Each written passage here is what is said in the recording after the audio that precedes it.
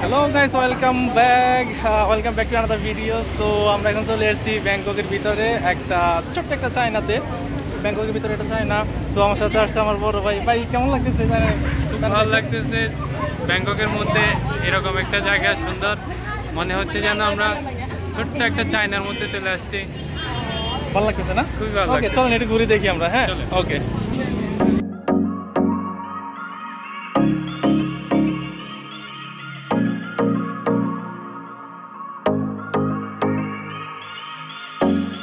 So এটি হচ্ছে মূলত চায়না টাউন নামে পরিচিত। জায়গাটার নাম হচ্ছে চায়না টাউন। এখানে অনেকে আসে রাতের টাউনে। এই যে ব্যাংকক চায়না টাউন। তো জায়গাটার নাম হচ্ছে চায়না টাউন। তো এখানে প্রচুর দর্শক হয়, প্রচুর লোকজন হয়। এটা হচ্ছে একটা মূলত নাইট মার্কেট। অ্যান্ড এখানে অনেক স্ট্রিট ফুড পাওয়া যায়, চায়নার অনেক কিছু পাওয়া যায়। প্রচুর পরিমাণ ট্যুরিস্ট আছে এখানে। এই যে এরা সবাই ট্যুরিস্ট। তো চলেন রাতে চায়না টাউনে কিছু দৃশ্য দেখি। হঠাৎ করে এক বান্দরে দেখতে পেলাম, বিশাল বড় বান্দর। বান্দর না তো দৈত্য। হ্যালো, সে হাই, থ্যাংক ইউ।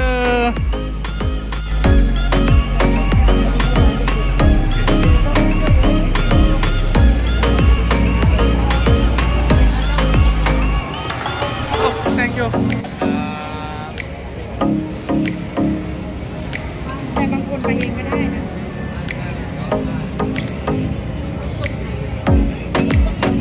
ไทยแลนด์สุดๆไทยแลนด์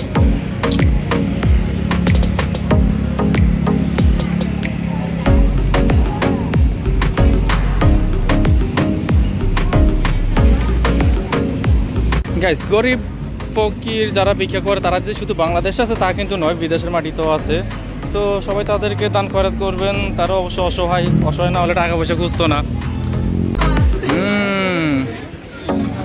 অক্টোপাস আছে এখানে, স্কুইড আছে।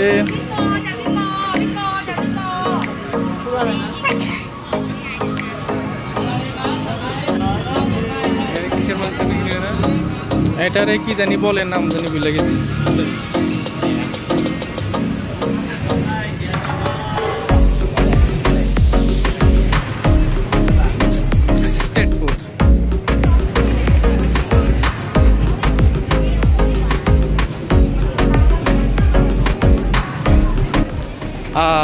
এই যে ডুরিয়ান ভাই, অনেক দামি একটা ফল, বাট একটু গন্ধ করে খাইতে। অনেকে লাইক করে না, বাট খুবই মজার একটা খাবার। এইটুক ফল থাই 600 বাত, আমাদের বাংলাদেশের প্রায় 2000 টাকা। অনেক দামি একটা ফল। ওরা পথে ধারে বসে গান করতেছে, সুন্দরী এক যুবতী মেয়ে।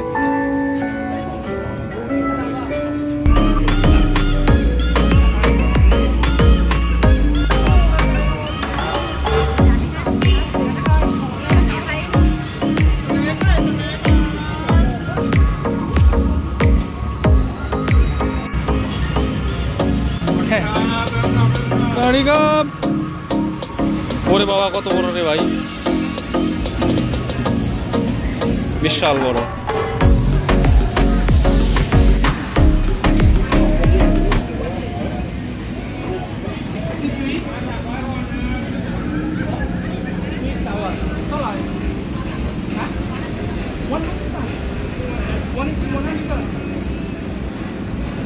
মিষ্টি একটা স্টিক 100 বাত, তার মানে বাংলা 350-370 টাকার মতো ভাই। এত টাকা এমনি কি ভাই?